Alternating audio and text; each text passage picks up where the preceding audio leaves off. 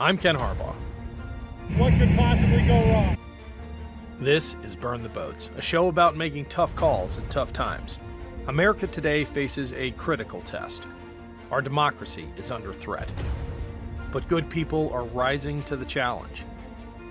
Now is the time to go all in. Now we burn the boats.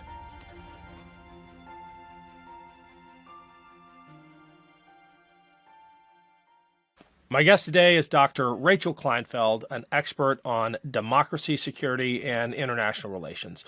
Her most recent book, A Savage Order, examines why democracies are crippled by extreme violence and how they can regain security. Rachel, welcome to the show. So glad to be here. I want to read back to you something you recently tweeted because it captures what I want to talk about today. You wrote, "It's easy to think that the U.S. is back to normal post-midterms. Instead, we are normalizing an unacceptably high rate of political violence. We have always been a violent country, especially when compared to other liberal Western democracies. What makes the political violence we are now experiencing different? Why is it so dangerous?" So America's always had a lot of political violence, back to our founding, but then it grew under the Know-Nothing Party in the 1820s and 30s. It grew under Jim Crow and lynching and voter suppression. And it grew in the 60s and 70s, of course. But what's different now is that it's mainstreaming. So in the 60s and 70s, you had violent fringes, mostly on the left, that were committing a lot of violence, the Symbionese Liberation Army and the Weathermen Underground and so on. But they were disavowed by major political parties. And then in the 80s and 90s, you started to get militia movements and anti-abortion and more right-wing violence, but still disavowed by major political parties. What we started seeing over the last 5 or 6 years now is that violence is not only not being disavowed by major political parties, but by the right, I should say. It is still being largely disavowed by the left, although not entirely. It's also mainstreaming so that you're seeing these greater numbers of people justifying violence. Instead of it just being young, unemployed men without kids, without being married, that's who usually commits violence all around the world, are these kind of rootless young men.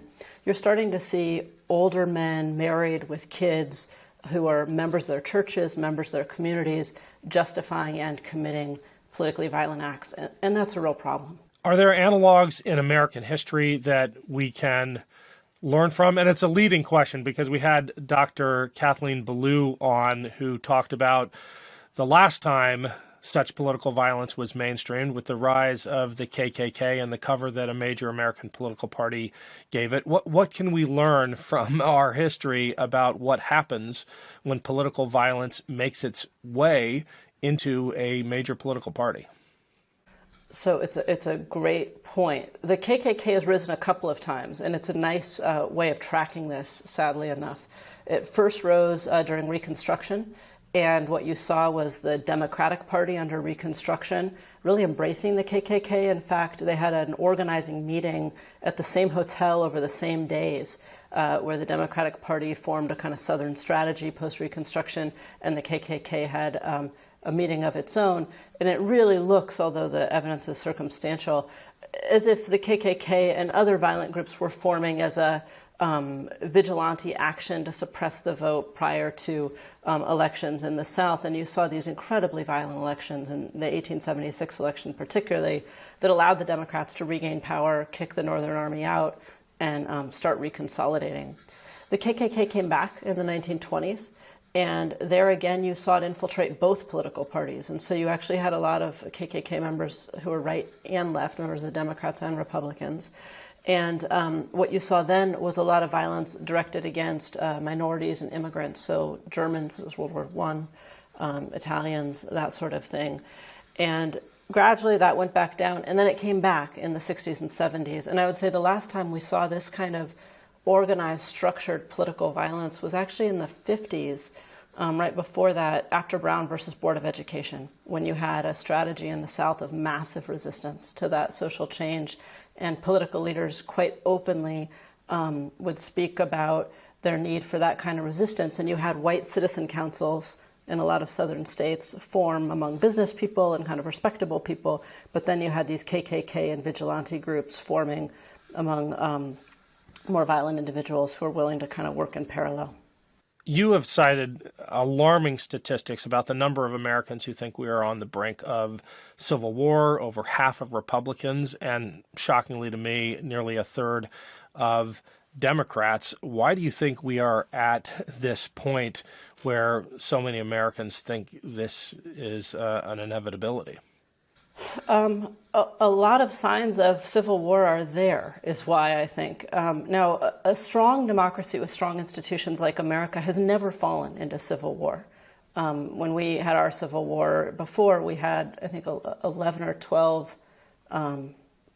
times smaller, just a tiny military, huge amount of corruption. We were just in an entirely different country. And so, on the one hand, we have strong resilience factors. But we also have a lot of the risk factors in terms of the violent rhetoric that conflict entrepreneurs are really amping up. A lot of people look to the number of weapons in private hands as a reason to be worried. That's actually not a good tell, as it were. We don't see a lot of correlation between that and violence, but we do see correlation between weakening institutions and the ability to have violence, and we are seeing that. You know, Abraham Lincoln predicted the Civil War decades before it happened. He famously gave a speech saying that America would never die at the hands of foreign enemies, but we might die by suicide. And it's because he saw targeted hate. It was a speech right after a series of lynchings and kind of mob actions against African Americans, and he could see the rule of law decline and how that could lead eventually to civil war. And that's what we're seeing now. We're seeing political violence up 5 times, threats against members of Congress up 10 times, that kind of thing. You referenced these indicators of impending civil war, and there's this checklist that's been making the rounds that has become quite popular. What are some of the other items on that checklist that last time I looked at it, every box was ticked when you think about countries that have the preconditions set for massive civil strife? Yeah, I held a conference with a group called the Bridging Divides Initiative in 2019, the fall of 2019, where Neil and Parker, who now works with Search for Common Ground, created a checklist based on international factors that led to civil war. And even then, a lot of those things were checked, a lot of those boxes were checked, and it's worse now. One thing you look at is polarization, not just of political parties, but a real factionalization or a fractionalization of their constituencies by identity. The more those identities are stacked, the more problematic. So if you're voting for a political party, but you could look like anything, that's not so dangerous. But if you know by looking at someone what political party they're likely to vote for, that's more dangerous. And if you know by knowing someone's religion what political party they'll vote for, where someone lives, that's even more dangerous. And we're starting to see that. So these stacked identities where your race, your religion, your gender even, and so on, are all forming a kind of composite identity that makes you much more risky.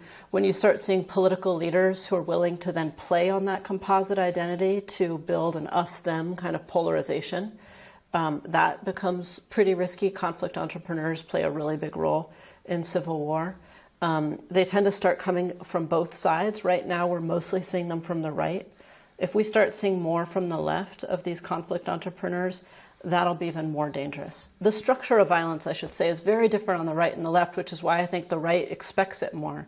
The right is getting these conflict entrepreneurs, they're getting these signals that their identity is so much under threat.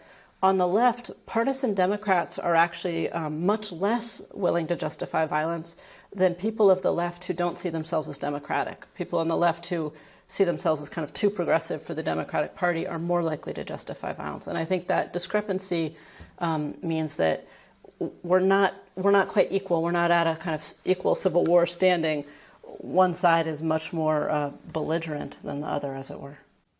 Is there some constitutional difference, and I don't mean in the legal sense, I mean in the deep definitional sense, between the mindset on the left and the mindset on the right that these days leads the right to violent solutions for societal problems. I'm just thinking about a past conversation with Miles Taylor we had on here, and my reaction was, the right seems motivated today out of fear and revanchism and a desire to turn back the clock, and violence is suitable for that. The left, at least constitutionally, is motivated by this idea of progress, for which a violent solution is anathema. Is that too naive? Is that just the Democrat in me speaking, or are there, deep personality differences that drive people on the right to violence? So personality is what's most correlated with violence. After you get past the fact that most violence is committed by young men, then it comes down to personality, and you find that aggressive personalities, and there's a scorecard for it that social scientists use, much more likely to commit violence. We also see really strong correlations with domestic violence and with misogyny, particularly kind of a dominance, this idea that men should be dominant in society. You see people justifying violence because they're racist, and they score high on various indices of racist belief. But they don't actually commit it. The ones that are committing it more seem to have more issues with women. And of course, those things are highly correlated. So yes, it's a personality. It's a personality that says men should be dominant. I'm a man. Generally, most violence is committed by men. And to reassert my dominance in the face of a sense that I'm kind of losing status or that things are getting out of control, I'm going to resort to violent measures. But you take that personality set among a broad group of people, and then you put an ideology on top of it, because most people who are kind of normally socialized just don't commit violence, whether they want to or not. First of all, they know they'll be punished for it in most countries. But also it takes a lot to get someone to commit violence. So atop that, you have to lay a foundation of dehumanization. You kind of make the other side seem less than human. Talk about them as groomers rather than as people, or pedophiles, or use other kind of coded language. You can pose them as a threat to your way of life. People are much more likely to commit violence if they feel they're being defensive rather than offensive. So if they're defending their kids against an elite pedophilic ring, as the QAnon story tells them, or if they're defending Christianity against an onslaught of foreign religions, that'll make them more likely. And so as you dehumanize, as you pose other people as a threat, and as you let people have a sense of a role in a heroic story, that they're patriots, they're citizens, they're actually doing the right thing to defend democracy, then you greatly increase the chances that these aggressive individuals will act. And what we're seeing on the right is exactly that. And I think you're right that it's because they don't have a great future story to paint, and it's just incumbent upon all of us to find that future story before dangerous things happen.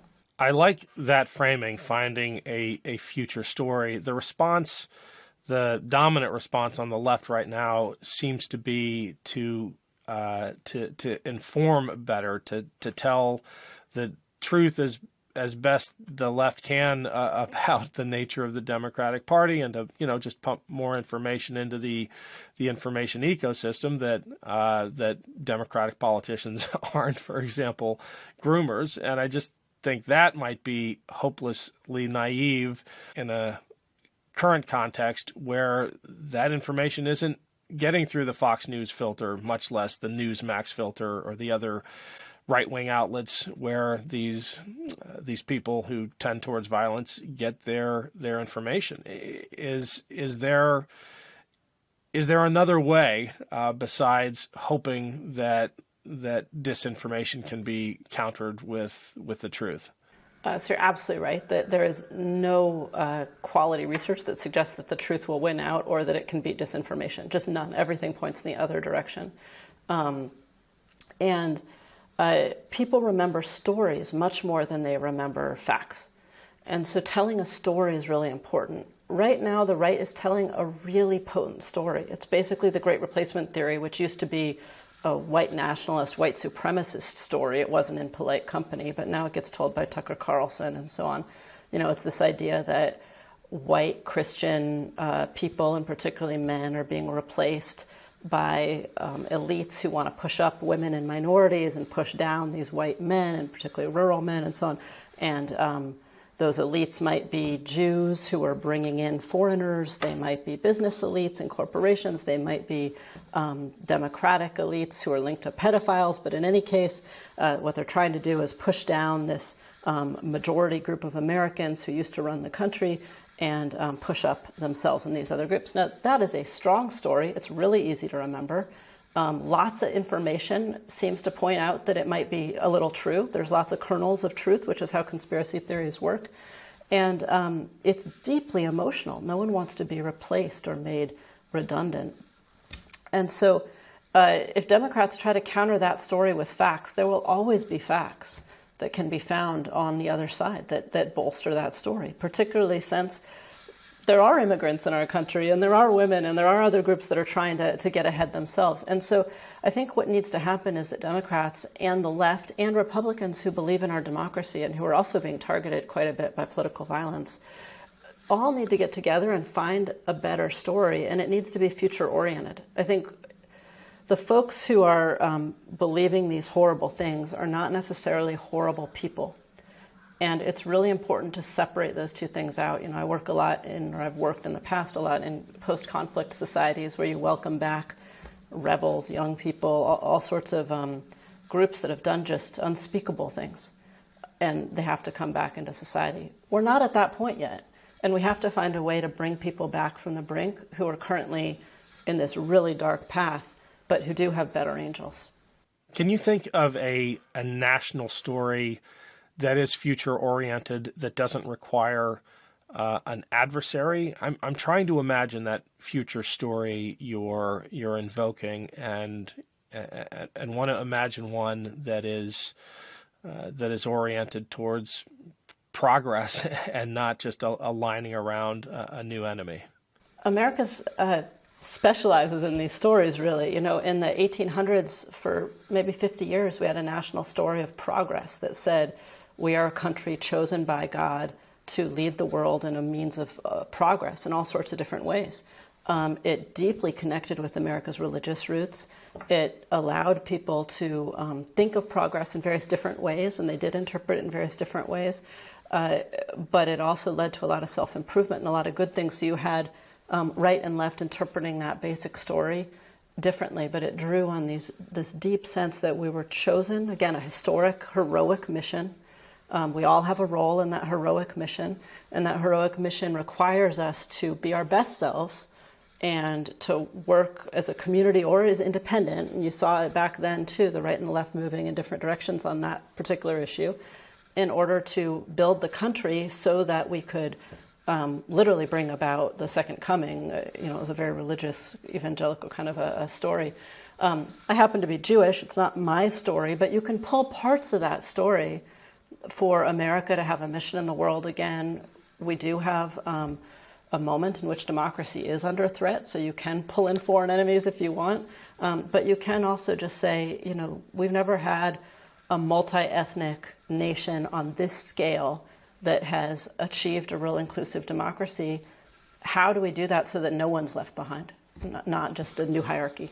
Given how unique America's circumstances are, especially the scale of our multi-ethnic democracy, are there contemporary examples we can look to? You've done a ton of research in post-conflict societies, and I'm drawn to your study of Colombia, for example, but how relevant are these case studies of countries that have managed to emerge from these incredibly destructive bouts of violence?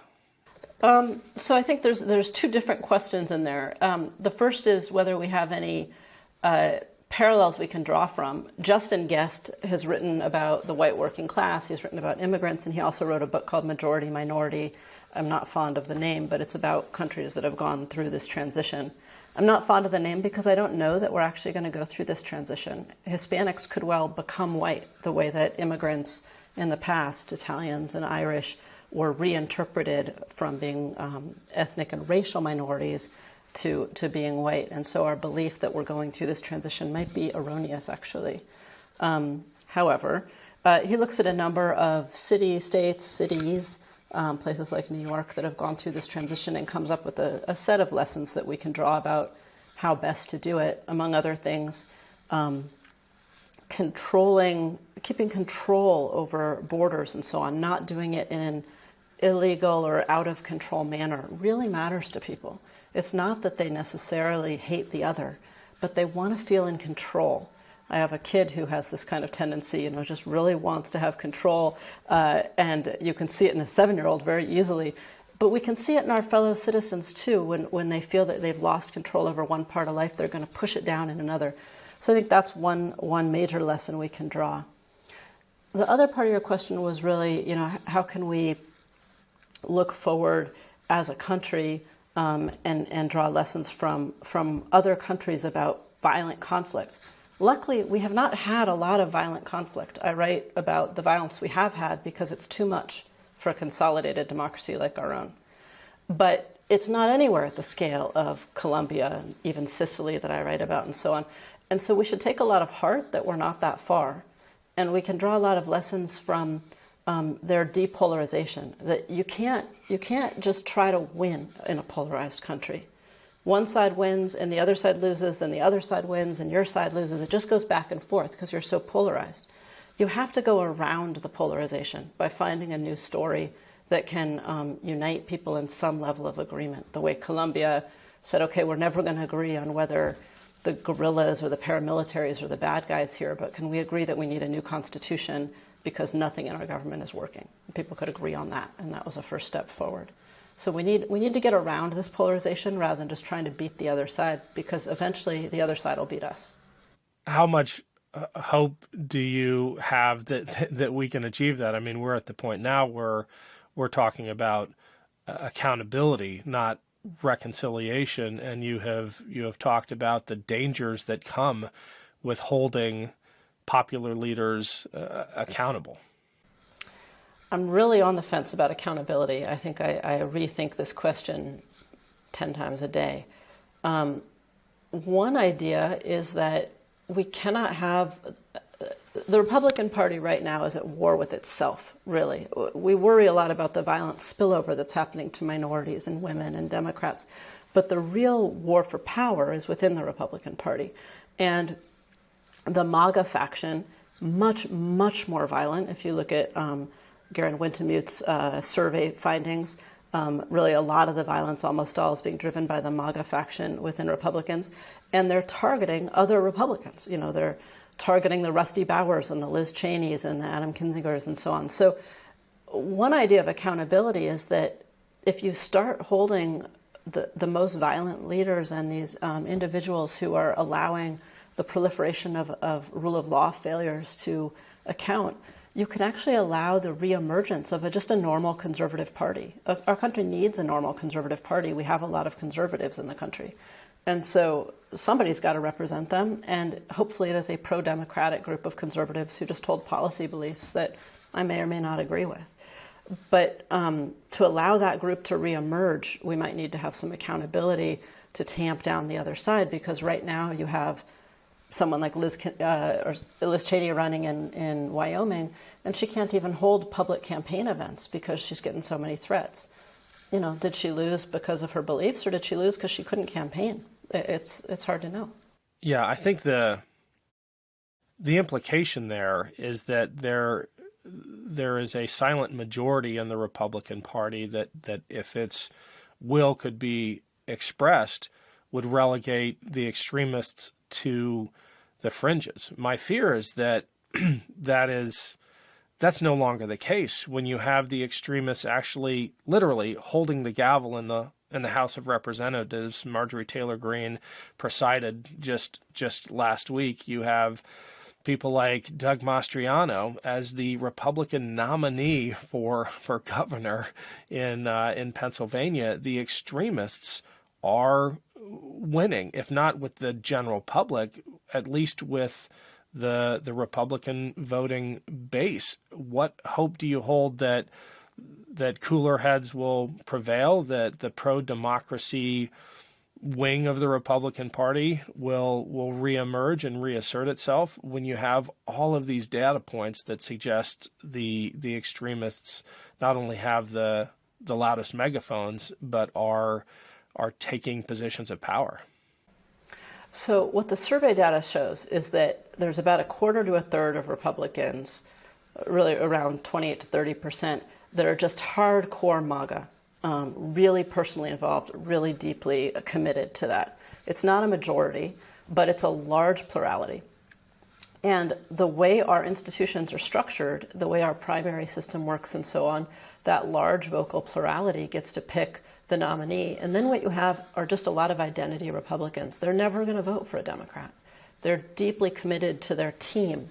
You know, I saw some pictures of Marjorie Taylor Greene from the State of the Union yesterday, and it looks like she's at a football match. She's cheering and she's yelling and she's acting in a completely non-congressional manner. But I think that football match energy is how a lot of people think about their side, partisan-wise, and they're not going to vote for the other side. And so the problem is, if you've got this hardcore base that's a plurality, but a system of primaries and safe seats whereby over 90% of our congressional seats are safe right now. At the state level, it's often even more. Everything gets decided in the primary, and you have this rabid base that's going to come out in the primary, then yes, you're going to lose a whole party to these extremists. In Europe and other places that have different electoral systems, where they still have 25 or 30% populist or given to extremes, they don't win. They win some portion of parliament, but they can't win the whole game because they have a different system. We need a different system, and it's one of the reasons I've argued a lot for a whole bunch of flavors of different system, from what we have in my native Alaska, which is now kind of Final Four, to Final Five, and Nevada just voted in favor of thinking about that. Massachusetts and Maine have been experimenting with ranked choice voting, but basically any system that takes power away from the primary and lets general election voters have a stronger say is going to reduce the extremism and let the Republican Party come back to the majority of Republicans. The problem with achieving that kind of reform is that it depends, in most cases, on the people in power for whom those reforms are fatal. I would love to learn more about how Alaska pulled it off and stopped an extremist from going back to Washington, Sarah Palin. Was that a grassroots effort that the powers that be could not resist?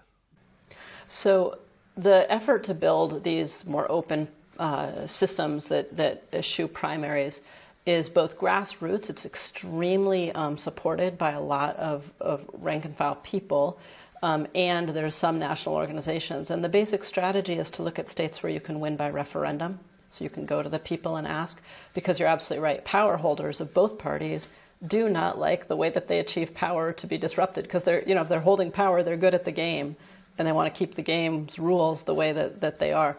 And so you generally need the voters themselves to push for it. And in case after case, when it's put to the voters, they're willing to experiment. People are tired of our current politics. They want a way out.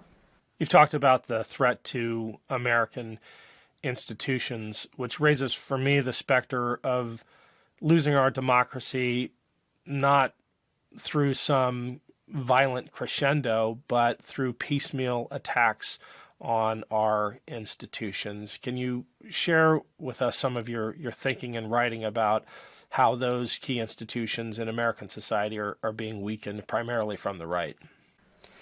Yeah, so this is actually what most concerns me, because as I said, you don't get a civil war in strong democracies. The institutions stop it, particularly the military stops it before you get to that point. But when institutions weaken, it becomes more likely. And what we're seeing is attacks on our institutions. What does that mean? It means things like Trump not filling all these ombudsman positions, or demoting ombudsmen, getting rid of the investigative areas within different government agencies that are supposed to root out politicization and use of those agencies. Really boring stuff, but really important to the functioning of democracy. You're also seeing the attempt to alter our election institutions, things like the body that oversees whether election financing is done right or not appointing people to that body. Efforts to demonize the media. This is just, every populist around the world does this. Sometimes they try to control the media, sometimes they try to delegitimate it, and that's what's happening in America, in order to keep just the idea of facts out of the public mind. They often play with statistical agencies. We saw that here. So again, facts get reduced. But the most dangerous of all of these kinds of institutional attacks are attacks that involve security institutions, and for obvious reasons, because that's kind of your last line of defense.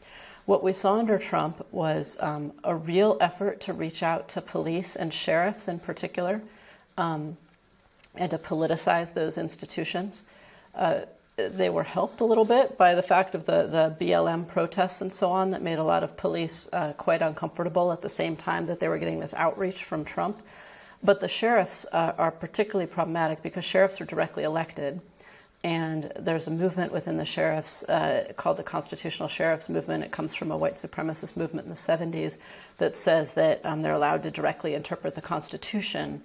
And while it's erroneous history, it's shared by a lot of sheriffs in the rural West and parts of the South and so on. And so you have a lot of these law enforcement bodies that think that they have the right to get political. And there's organizations of the right, like the Claremont Institute, that are pulling these sheriffs together, starting fellowship programs for them, trying to kind of politically indoctrinate them and make them political actors. That's really dangerous. Also within the military, we know that we have an extremely professional military, probably the most professional in the entire world. But Germany just saw that some of its special forces were literally planning to launch a coup. We have some issues of extremism within our own military. We know that foreign actors have been particularly targeting our military because they're high-value targets. If you can get a military person, you get a lot of skills that come with that person. It's why the military gets so trained by our government, and it's why other folks want them. And so they're being really targeted by misinformation and disinformation and radicalizing groups like the Oath Keepers. And if that creates dissension in the ranks where some of your rank and file move toward that belief set while the leaders don't, and you've had a couple of lost wars, that's the kind of situation that can create dissension in the ranks. And that's kind of where we are. How about the threat that radicalized and disillusioned and highly trained veterans may pose? So there's some great groups like We the Veterans that are working on exactly this problem because it's a real thing. You know, we see the Oath Keepers targeting veterans and saying, you know, you took an oath once, take an oath again, continue to be a citizen, continue to defend your country. It's a really emotionally potent call for someone who feels that they might have lost some sense of meaning when they stepped out of uniform and are looking for some meaning again.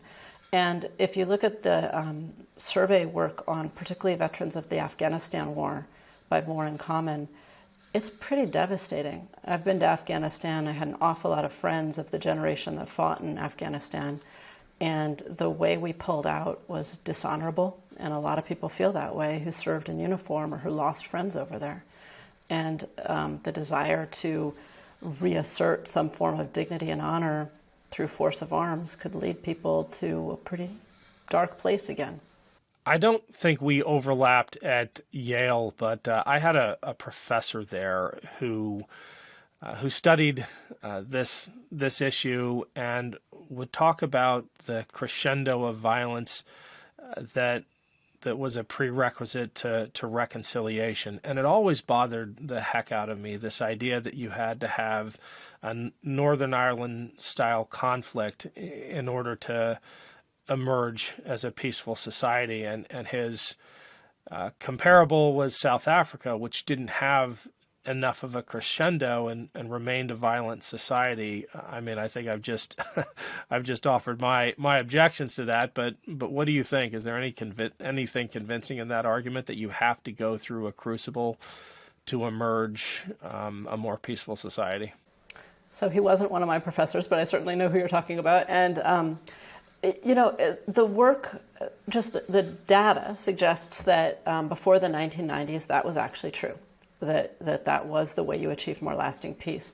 After the 1990s, that became less true and then not true at all. What you saw was that the United Nations, negotiated settlements, all this sort of thing just got much better. It became a much more professional field. People learned how to do it. They learned how to do it in Northern Ireland as well.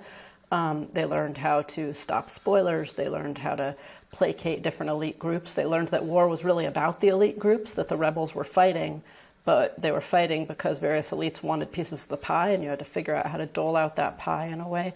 And they figured out how to bring other groups in so that the stability of that piece lasted. And so the findings themselves got discredited over time, and I don't think they're true now. I do think, though, that we're in a really difficult period. I write about this, and other violence experts like Robert Muga and so on write about this.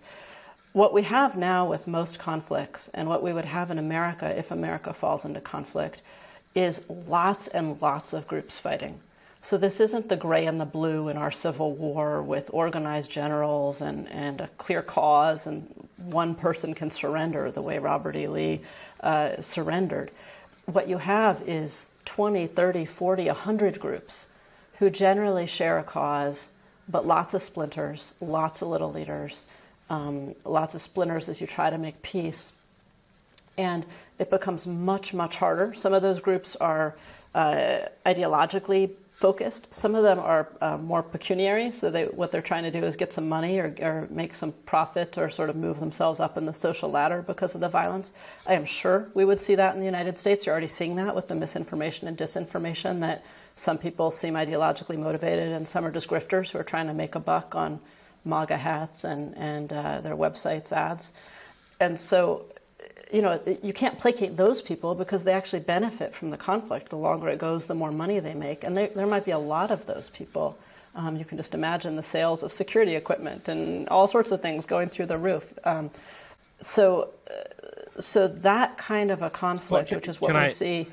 Can I interrupt for a second? I mean, you don't have to imagine the sales of security equipment. You look at what the firearms industry is doing, creating these fears, telling women that the only thing that's going to keep them safe is a handgun in their purse, and sales have shot through the roof in some communities during the height of COVID. I mean, I'm lucky to live in a community that came together, but my parents live in a community where gun stores were one of the few essential businesses that were allowed to stay open. I mean, it is with us now.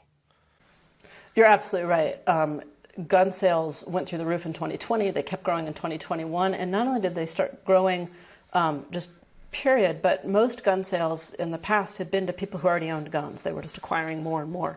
But what we started to see was lots more first-time buyers, and lots more first-time buyers who are women, people of color, people who previously might have eschewed firearms. So you're absolutely right.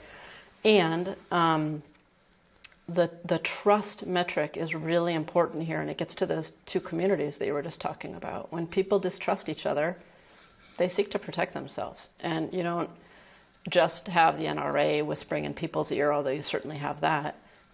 We saw gun sales go up in Hungary during COVID and lots of other countries where guns were actually pretty restricted. So what's important is to rebuild the social trust, and populists like Donald Trump thrive on destroying social trust. Their voters tend to be the least trusting. People who believe in conspiracy theories are twice as likely to vote for populists, which is one reason they spread them. And so this distrust that just erodes the ability of society to come together is actually probably the most pernicious thing that we need to start dealing with. When it comes to rebuilding trust and creating those bonds within a society that can overcome these violent tendencies, what are practical things that people can do at the ground level in their communities to achieve that? So I think different groups can do different things. It sort of depends, you know, where your stand is, where you sit. The person who writes about this best is Amanda Ripley, who's a just brilliant journalist who writes about complicating the narrative and has done a whole book on how you get out of what she calls high conflict that I strongly recommend. So a lot of different things can be done. If you're a journalist or work in the media or have blogs, you need to complicate the narrative. You know, there are people on the right who feel differently about immigration. A lot of business owners are actually quite pro-immigration, anti-violence. There are people on the left who feel differently about all sorts of issues. Some of your most conservative Democrats are actually African-American Democrats who are having a real hard time on abortion issues right now, especially some of the religious ones. And so complicating the story by mixing the identities that we've grown to think of as so simplistic. I mean, we've become such a fairy tale children's story kind of a country. We can't handle any kind of shades of gray. We need a lot more shades of gray. And so that's one thing the media can do, but it's also something we can do, looking at the neighbors and seeing, is there a shared identity? You both live on the same road. Do you both shovel your drives and make it safe on the sidewalks after a snowstorm, or is one person just a pure out and out jerk? Coming from Alaska, shoveling from snow is an important part of community service, but there's a lot of others that you can look at. If they're not a total and complete antisocial jerk, is there something you can build on? And I'm not saying kumbaya, we all love each other. I'm just saying complicate your identity. Think about whether your side has blind spots and whether the other side doesn't, because that's the first part of outreach. We need to be really careful about the jokes we tell. I've gotten hit on this by social media. People don't like, some woman telling them, especially it's a misogynistic thing, don't make jokes. But the research shows that jokes get beyond our rational filters. So you might be a kind of peace-loving Democrat who would never pick up a weapon, but you're happy to share a meme of someone chopping off Donald Trump's head.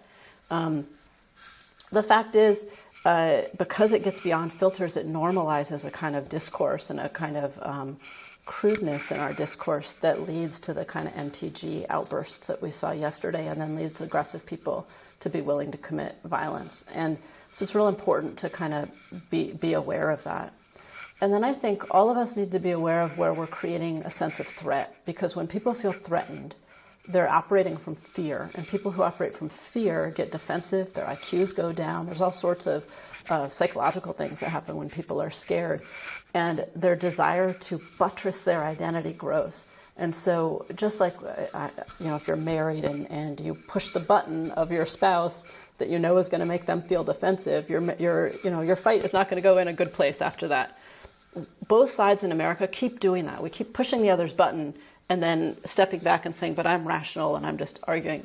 That's not how you get past this. And I think that the base idea is that we have to want to get past this. I don't think a lot of people do. I think it's actually much more pleasant to feel that your side is right and that you can just crush the other side. And that's really where most people are. The problem is we're really pretty 50-50 as a nation. We're not going to crush the other side. There are about 30 states that have Republican trifectas and triplexes. That means the governor, the attorney general, both houses of the legislature. Basically, up and down, everybody's Republican. You're not going to turn those states Democratic. And so we just have to get out of the idea that we're going to win this and crush the other side. And we have to look at, okay, if we're not going to win it, how do we bring another side back to normalcy? And to do that, you need to stop pushing the button that makes them defensive and fearful all the time and start pulling them toward your side. And that's where we need to be. Well, Rachel, I think that's a great note to end on. Thank you so much for joining us. Thank you.